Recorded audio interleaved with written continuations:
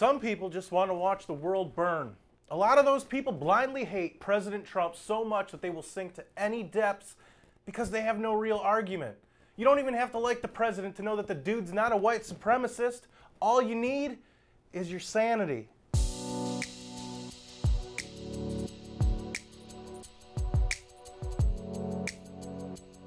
Hey everybody, thanks for joining me once again here on MRC-TV. I'm Nick Kangadis. Consider MSNBC contributor and author Jon Meacham. Or don't. He's not really worth that much consideration.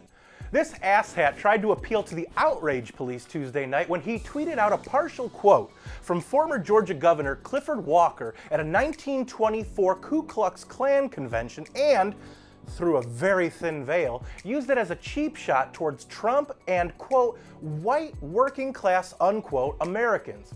Here's the tweet.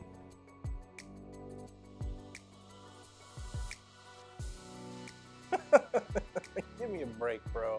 Leftists must have the market cornered on false equivalence because Meacham seems like he's completely out of his depth on this one. Notice how the against the flow of immigrants part of Meacham's tweet wasn't part of the KKK quote, but an addition of his own. For argument's sake, was there actually a point in Meacham's tweet where an argument showed itself? Or was Meacham simply trying to virtue signal in order to make himself look tolerant? I'll pick the latter because, as we all know, leftists are the last bastion of tolerance. Or so they always like to tell us. Not to be outdone, and because she's one fry short of a Happy Meal, uber-progressive Representative Alexandria Ocasio-Cortez retweeted Meacham's tweet, adding some super original thoughts of her own. Take a look.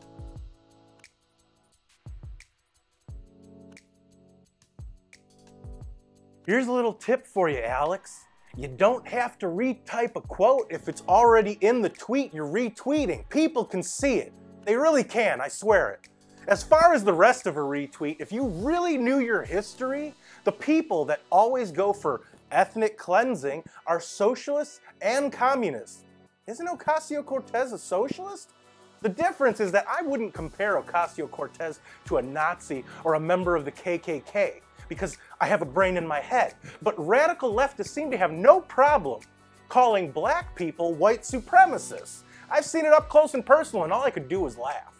Also, Ocasio-Cortez intimated that putting up a border wall and dealing with an illegal immigration problem will eliminate all immigrants from the US.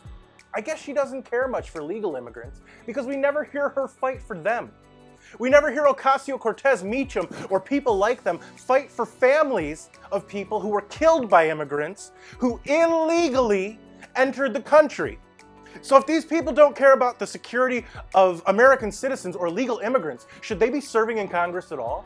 Are they fit to serve? Like they like to question Trump with all the time? Do they have America's best interests at heart? The answer is a resounding no, because if they did actually care about the American people, they would try to protect the country's borders. They wouldn't talk about raising people's taxes to astronomical heights like it was no big deal.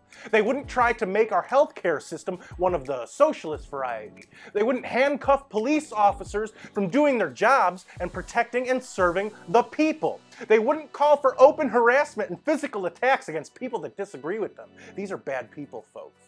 I'm sorry, but that's the best way I can put it. They have no interest in anything except how many numbers appear in their bank accounts. That's why they always want just a little bit more of the money you worked for. One could say that the description I just gave of all the things they do or don't do would classify someone like that as an enemy of the state. But you have to start asking the question of whether it was the government that molded that way of thinking through decades of failed policies, immoral progressivism, and broken promises. Forget term limits. I mean, think about it. If we did or said some of the same things that the politicians do at our own jobs, we would have been fired yesterday. I think it's time that we seriously consider talking about politicians being able to lose their jobs a little easier than all the red tape we currently have to go through. America, and I'm talking to all of you out there, you should be disgusted that these people are considered the best we have to offer in this country to represent our interests. If you like this video, don't forget to give it a thumbs up or a like, subscribe to our YouTube channel, and ring that notification bell so you know when MRC-TV comes out with a new video. Like us on Facebook and follow us on Twitter. For MRC-TV, I'm Nick Kangadis.